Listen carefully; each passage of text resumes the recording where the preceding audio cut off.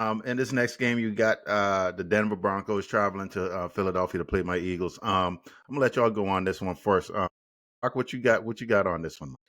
I am glad the league has games like this in contrast to some other games you were talking about. Whereas, like, this is a good matchup, right? I want to see someone challenge the Eagles, and I want to see how the Broncos do against the Eagles because the Broncos seem to be a team that's almost on the cusp of being a championship level contending team, and this is a good.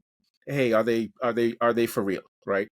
Um, I I think it's going to be a good challenge for Bo Nix against the Eagles defense. Want to see how the Eagles go against the Broncos defense.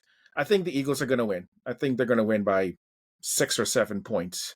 But I think it's going to be a really good contest, and I think we'll end up knowing, hey, the Broncos are a legitimate team. Not saying they're going to the Super Bowl, but the Broncos are a legitimate team because I really want to kind of have the Broncos go against a team that's like, hey, you got to deliver against this team for us to kind of give you the credibility you're looking for, second year with Bo Nix and all that. So I'm hearing rumors about a trade happening with AJ Brown. I don't know if the Eagles are going to be focused too much on this game.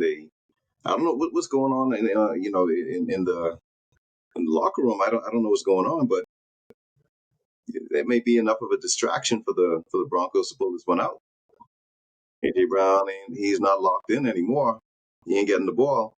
So think about it this way: AJ Brown, like more than half of his yards came against the putrid Rams DBs. How many yards he had last week? 7? I think 7 or 8, one of them. 7 or 8. That's disgusting. That's disgusting. I would be mad. I'd be hot. But that being said, 4-0. They 4-0. Of course, they got Jalen Hurts. Jalen Hurts is not your traditional quarterback. He's not going to put up a lot of stats. He's not fancy. He's not going to wow you all the time. He just does what it takes to win. This in the link. Yeah, Eagles. I go with the Eagles. Eagles going to win this game. Yeah. I know there's AJ, there's a lot going on, but we used to this, man. We used to this. This is this is what it is. You had a receiver who was working out in his on his driveway. Now that dude that dude on a whole nother level. That dude on a whole nother level, man.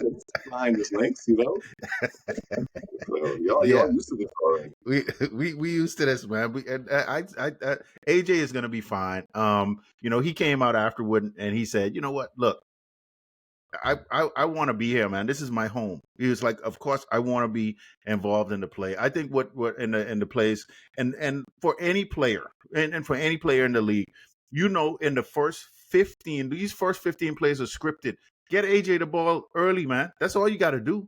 Just get him the ball early. Script at least 3 or 4 of those plays for AJ and get him the ball early. Bring him on a jet sweep. Do something. Just put the ball in his hand. Get him the ball. Let him get some yards. That's really all they got to do. Just script a couple of those plays for AJ. Get him involved early, and this will all be taken care of. I think this is going to be still going to be a close game because I think the Eagles still trying to figure out this offense. As Doc stated before, on ESPN, they're saying we're the worst 4-0 team in NFL history. And would the Eagles? A lot of people like to talk about the Eagles, because we really making people their jobs. We saving jobs because they like to talk about the Eagles, right? So it's going to be a close game because I still think the offense is not going to be quite figured out. I actually in this game, I think Saquon Barkley comes alive. I think Saquon comes alive in this game, and that may open some things up. But it's going to be close. But I think the Eagles are definitely going to win this game at home in the lane.